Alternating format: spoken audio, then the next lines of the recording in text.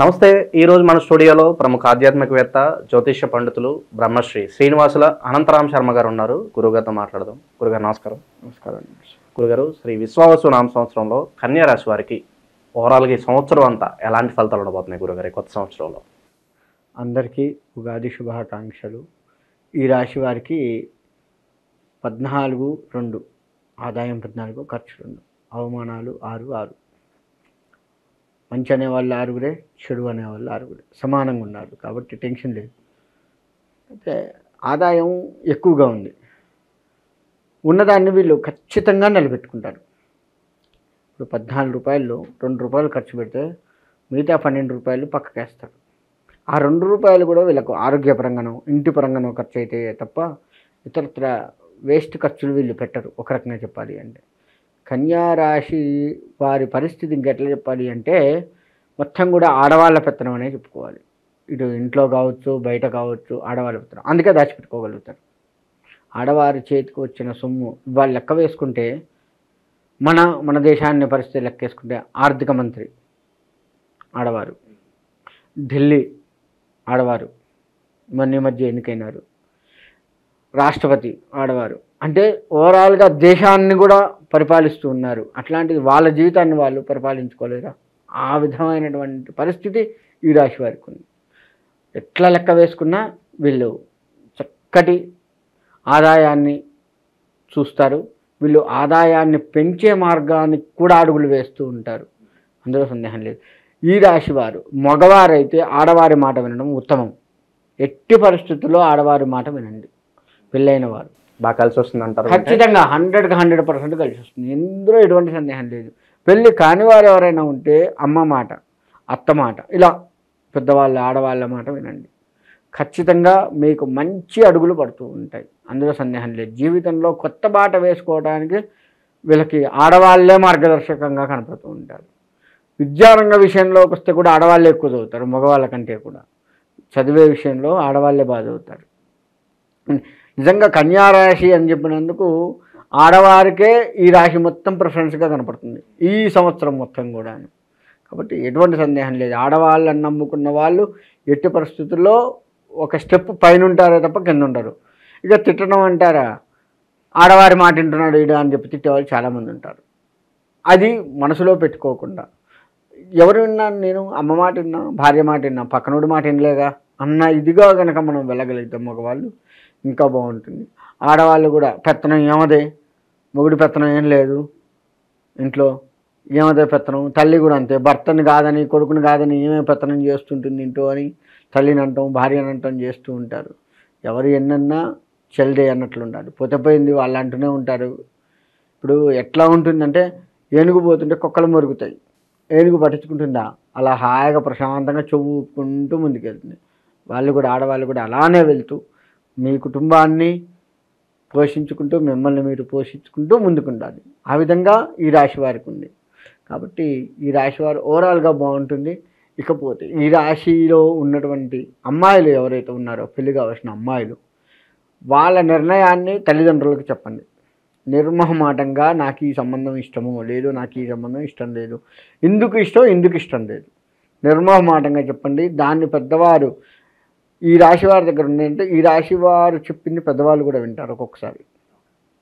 అది కనపడుతూ ఉంది. కాబట్టి ఆ విధంగా కనుక చెప్పినట్లయితే మగవాళ్ళైనా సరే ఈ అమ్మాయి ఎందుకు ఇష్టం, ఈ అమ్మాయి ఎందుకు ఇష్టం లేదు అన్నట్లుగా కనుక పెద్దవాళ్ళకి చెప్తే ఖచ్చితంగా మంచి మంచి సంబంధాలు వచ్చి వీళ్ళకి ఈ మా సంవత్సరం మొదట్లోనే సంబంధాలు కుదిరే అవకాశం ఉంటుంది. ఖచ్చితంగా ఈ శ్రీరామనవమి తర్వాతనే సంబంధాలు కుదురుతాయి. ఇక విద్యార్థులు, వ్యాపారస్తులు, నిరుద్యోగులు వీళ్ళ పరిస్థితి ఎలా ఉండిపోతుంది గురు? విద్యార్థులు లెక్క వేసుకుంటే మంచిగా చదువుతారు, డౌట్ లేదు. చాలా ప్రశాంతమైన మనస్సుతో చదువుతూ ఉంటారు, మంచిగా ముందుకెళ్తారు. మంచి కెరియర్ని వీళ్ళు అందుకోవాలన్న ఆలోచనతో ముందుకుంటారు. కాబట్టి ఈ రాశి వారు మగవాళ్ళు ఆడవాళ్ళు ఎవరికి విద్యార్థుల విషయంలో ఆలోచించాల్సిన పనే లేదు. ఇక వ్యాపార విషయానికి వస్తే మాత్రం ఆచితూచి వ్యవహరిస్తూ ముందుకు వెళ్తూ ఉంటారు. వీళ్ళు వేసే ప్రతి స్టెప్పు ఏ వ్యాపారం అయినా కావచ్చు ముందడుగుంటుంది. మన వ్యవసాయ రంగం కూడా అంతే ఉంది. చక్కగా మంచి ఆలోచనలతో వీళ్ళు సరైన సమయానికి మందు కొట్టడం, సరైన సమయానికి నీళ్లు పెట్టడం, ఇట్లా ప్రతిదీ కూడాను వీళ్ళకి వచ్చే ఆలోచన. అర్ధరాత్రి వీళ్ళకి ఎక్కువ, ఈ రాశి వారికి గొప్పతనం ఏంటంటే అర్ధరాత్రి ఎక్కువ ఆలోచనలు వస్తూ ఉంటాయి వీళ్ళకి. అర్ధరాత్రి లేచి ఆలోచిస్తారు, అది సక్సెస్ అయితే అవకాశాలు కనపడుతున్నాయి. ఉదయం అంతా ఏం లేకపోయినా అర్ధరాత్రి ఆలోచనలు బాగా ఉంటాయి కాబట్టి ఆ విధంగా ఉంటుంది. నిరుద్యోగులకు ఆశాజనకంగా కనపడుతూ ఉంటుంది. ప్రతి వారికి కూడా, ఈ రాశిలో ప్రతి వారికి కూడా ఉద్యోగాలు 100కి 100% వస్తాయి, అందులో సందేహం లేదు. కాకపోతే ప్రయత్నాలు చేస్తూ ఉండాలి. వీళ్ళు ఒకటికి 4 రాళ్ళు వేయాలి. 4 చోట్ల మనం అప్లికేషన్లు పెడతాం కదా, అలా వచ్చిన ప్రతిదీ అప్లికేషన్ పెడితే ఒకటి ఖచ్చితంగా సక్సెస్ అవుతుంది. కొంతమందిలో ఈ రాశిలో వారి జాతక బలాన్ని కనుక లోతుగా కనుక వెళ్ళి చూస్తే 4 కూడా వీళ్ళకు ఉద్యోగాలు వస్తాయి. ఏదైనా ఒకటి సెలెక్ట్ చేసుకోవాల్సి వస్తుంది, మిగతా 3 వదిలిపెట్టాలి పరిస్థితి అలా ఉంది వీళ్ళకి. కాబట్టి ఓవరాల్గా ఈ రాశి వారిని వెనక్కి తిరిగి చూసే పని లేదు, అందులో ఎటువంటి సందేహం లేదు. సరే, కొంచెం పరిస్థితులు బాగానే ఉన్నాయి కాబట్టి మరి ఏదన్నా వ్యాపారంలో పెట్టుబడులు పెట్టాలంటే ఏ రంగాలు బాగుంటాయి అంటారు గురుగారు? వీళ్ళకి పరిస్థితి ఏ రంగమైనా పనికొస్తుంది.